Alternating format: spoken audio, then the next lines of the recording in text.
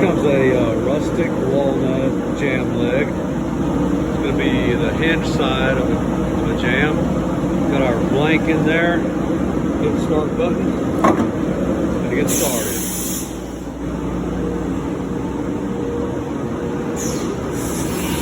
The customer on this job is building kind of a hunting cabin back in the woods, and they wanted very rustic material.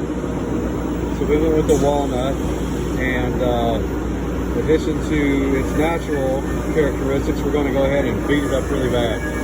It's kind of heartbreaking to see beautiful wood get torn up, but that's what she wants, so that's what we're going to do. We're gouging it out really good and hitting it with nails and stuff to make it look like it's got wormholes, beating it up with hammers and chisels and all kinds of instruments of destruction. So it's either that or we can deliver it to the job site with a rope instead of a trailer. Just a joke. So the first cut it made was a relief cut for the threshold that's going to be installed there.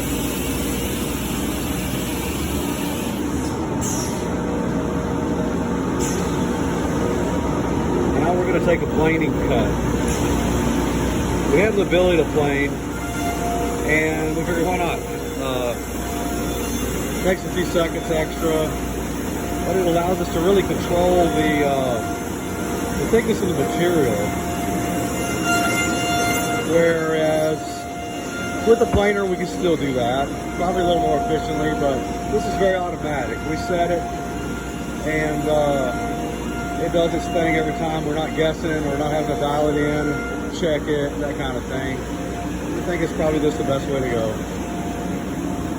Now it's going to come and cut the door rabbit. This will end up being a 1/2 inch deep. We'll take that in about 5 steps because we don't really want to push it too hard just yet. We don't know what the limitations are. So we're going a little bit slow probably. That's alright. Raise it up here. See kind of the spinning cutter head doing the planing work.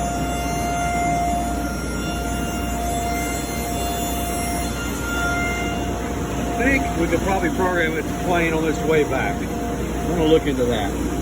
But as it is now, it's going to go one pass from right to left, and then go back to the right quickly, and then come back at it for another right to left pass, so forth and so on, 5 times to finish the cut.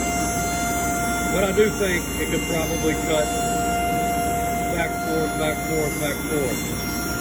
Let's speed things up a little bit.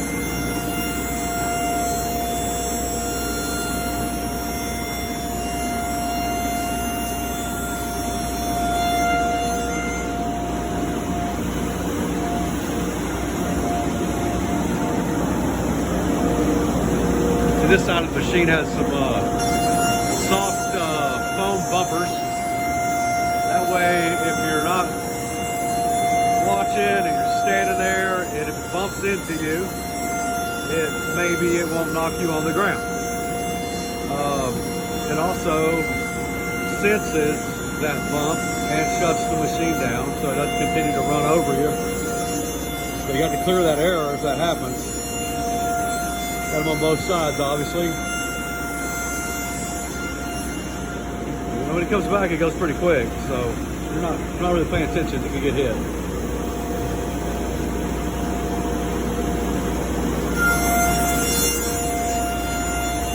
Back here is I think we're calling this the lateral tool storage rack. Right now I've got 7 tools in there. That one saw is big.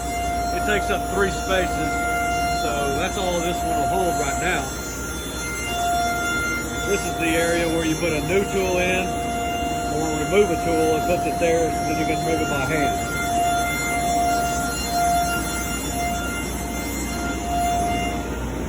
On board, it has another tool changer with 14 positions, and it's rotary, and it travels with it. You can kind of see it back there.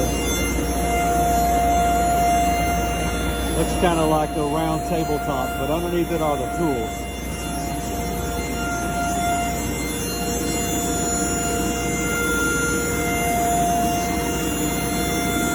believe this will be the last pass to finish up the door rabbet.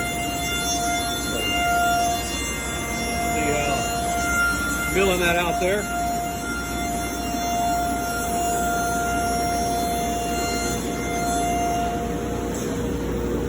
We're done with that tool, so it's going to go over. I'm going to put it back.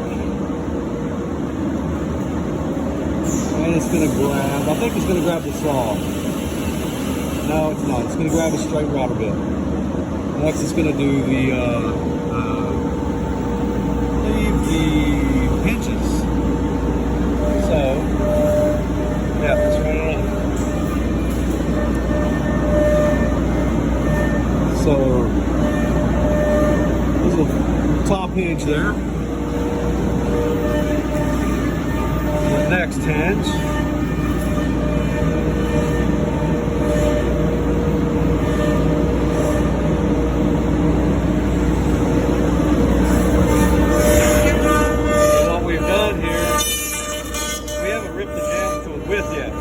Over wide, but the hinge is already there.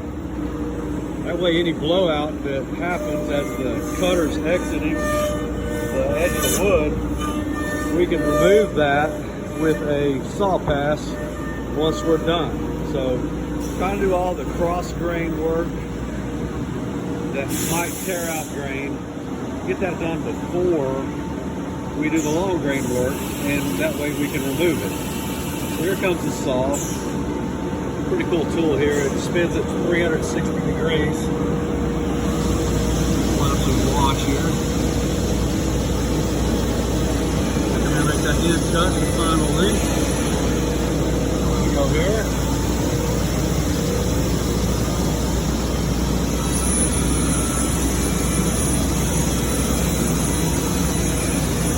So that's what I was talking about. We cleaned up the edge of the jamb where those hinge pockets were maybe torn out some.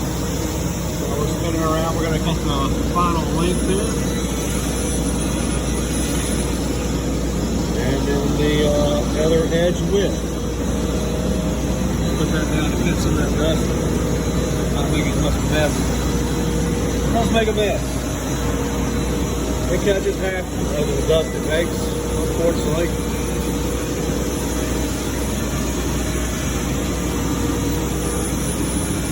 Just making that cut in two passes, that is unnecessary. We can do that in one. We should do that in one.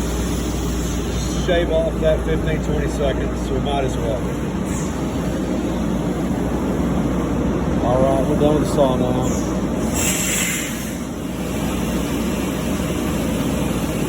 We're going to make the weather strip curve.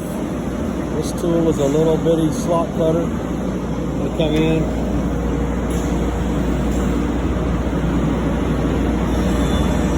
This comes in and makes a little slot there.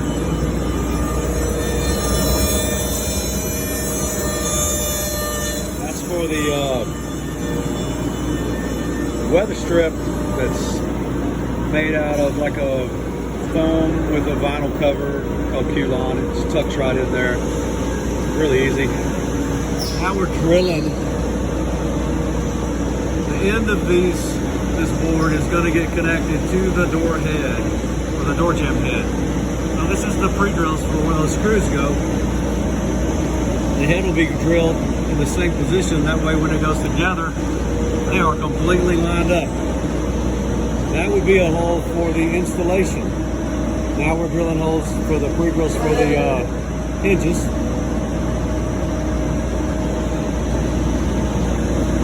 You get another installation hole and an installation countersink.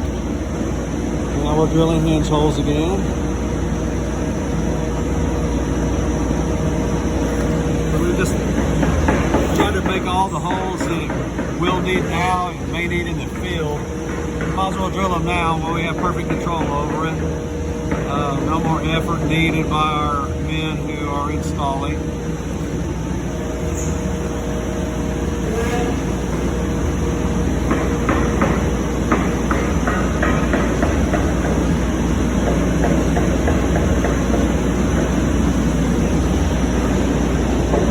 It carries about 27 different drill bits. as well as a small saw and a drilling hand. That's in addition to the other tools. Now it's done. Running the conveyor belt of all the dust that didn't get caught goes into a litter box. There we have it, about 10 minutes.